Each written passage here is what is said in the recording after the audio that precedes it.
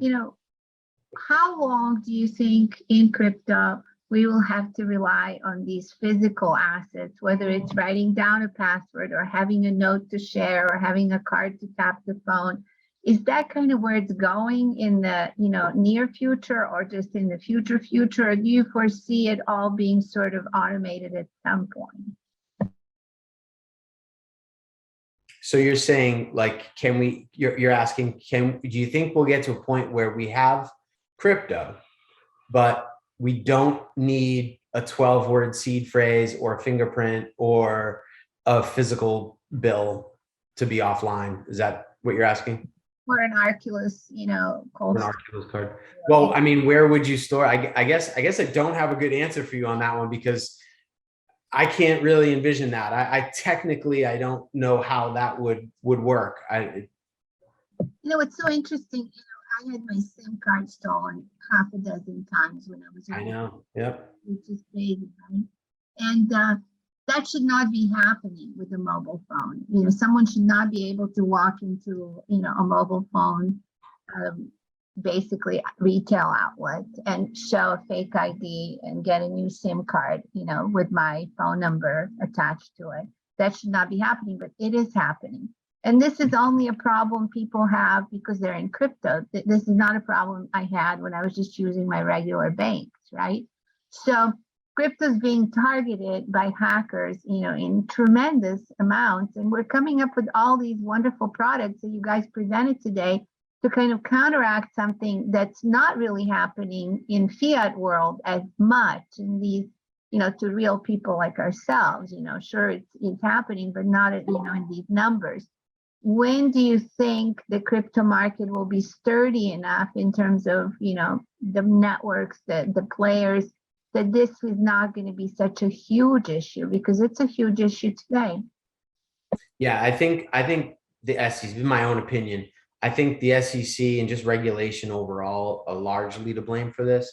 I think we do need some regulation, and that enables mainstream confidence to come in, and that enables more growth in the industry. But their delay in regulation has just been, their delay in acceptance and regulation has just been grossly extended to it's just been too long. They need to move faster. They need to allow or disallow consistently. You know, what's going on with the ETFs right now, with the Bitcoin ETFs, it's like, okay, I choose you, you can issue them, but you can't for no good reason. So, I mean, it's wrong, and we need to get through that minutia. Once we get through that, then I think you'll see some players that might be able to help, but we're really too far out to be able to see that right now. It's kind of a shame because, you know, having Bitcoin as the first application on the blockchain be a currency, right? Everybody ran into this space and created their own currencies for their own layer one networks and their own applications, etc., kind of mimicking what was successful, which makes sense, right, for the nascent market. But now that, you know, even the naming of these as currencies, it has, you know, caused this huge issue with the regulators. And I feel that is stifling the progress of the whole space. We do need Web3 to develop, and we need to develop it like yesterday, because it provides opportunities for all people on planet Earth. But we should not be stifled because few companies at the beginning of this decided to launch their own cryptocurrencies. You know, we should be able to get past it in 2022 and you know, try to build these things. What do you think, Kevin? You work with many of the DeFi companies. What do you think is really kind of stifling progress at the moment?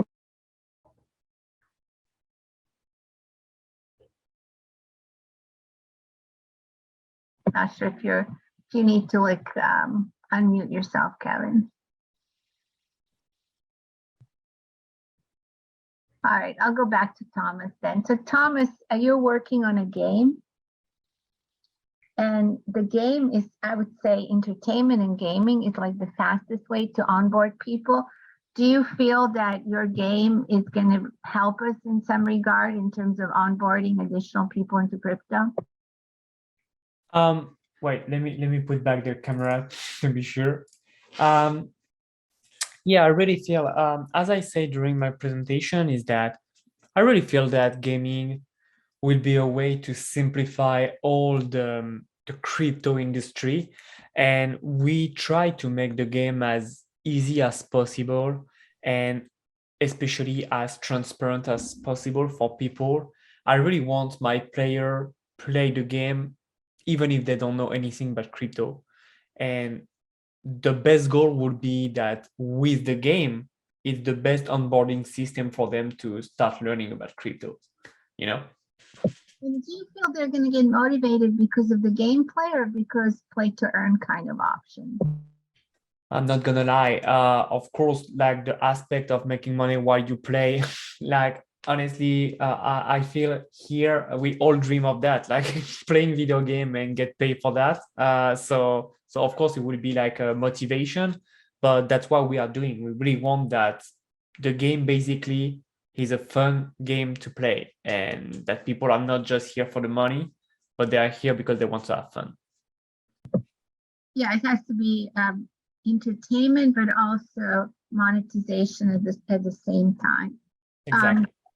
So I've been working with a company out of Taiwan that's created a numbers protocol, which is, layer one protocol to kind of number, if you like, or track all content media assets globally, around the world. So think of it, NFT is sort of the address attached to, let's say, a video file, a music file, an NFT inside a game, but they're actually taking the asset and converting it to Web3 and kind of allowing asset itself to be then distributed to multiple parties. Do you feel, having worked with these NFT assets inside the games, that you need more sort of functionality surrounding these assets to really have the game experience that you'd like, or do you feel like NFTs are enough? I feel my answer won't be the best, but it's a mix of both, I really feel that depends on your strategy. It's good to have both, but yeah, NFT bring like a big step into into the gaming, especially when you want to have multiple skins. So it's pretty cool because you can have a rarity system, based on the NFT. So it's pretty nice. But yeah, I don't feel there is like the correct answer. I feel that every project will have their main strategies about that, and they will define and decide what they want to do. Because it's really interesting, you can track, once you have that NFT attached to a skin in the game, you can track it and you can sell it kind of one by one, right? Yeah. But you can't really use it in some other game per se at the moment. It's just usable inside your own game. Do you foresee that you would want your players to use that skin in other games? Would that increase your gameplay and your ability to sell things inside your game? Or do you feel like that would be taking people away from your entertainment? No, I feel basically it's like pretty smart to do that. But the main problem, like we were in discussion with another project that will be, more like a trading card game, and it would fit perfectly for a universe, like we are a Eric fantasy game with heroes, so it would fit perfectly. But the problem with that, it's you need to find a project with the same design style as yours. Like we have a style that is kind of Blizzard World of Warcraft style, kind of cartoon Eric fantasy. But the other project, for example, was more like a gothic Eric fantasy, so it didn't fit. So it would have been weird to have like those different styles mixing together. So that's for me the main problem. Otherwise, I think it's very super important, and we can see that in the Web2 with Fortnite, when they put people from like Disney, Star Wars, Marvel, and all the stuff, and it's like the best thing ever because it's a crossover, big partnership that bring a lot of fans from different games, movies all together. So because you're using NFTs, and let's say your NFTs are on the Wax chain, we use the Wax chain for a variety of auctions with the crypto art agency and had a great experience with them. So it's really well managed business, in my opinion. So you have a very well managed sort of layer one. But if somebody wants to come in from a game that's on Solana, how would they interface with your NFTs, if at all? Are you thinking about that at the moment, or is that something to be kind of worked on, later on? So I really feel that we want to start little, small, and then expand. So right now we're going to stay on the Wax blockchain, but at some point, of course, being cross-chain will be, I think, necessary to get more people and more traction. But that's really our main focus right now, is to master our blockchain, because also what a lot of people don't know, it's not the same programmation language. Wax is C++, which is very cool because that means we have a lot of developer available directly. When you have Ethereum and Solana, that are Rust and Solidity, which is not as popular as C++. So that's why we really wanted to go on the Wax blockchain first, mainly for the developers, because I think there is 10 times more C++ developer than Solidity. So like, it's a no-brainer when you want to have the possibilities.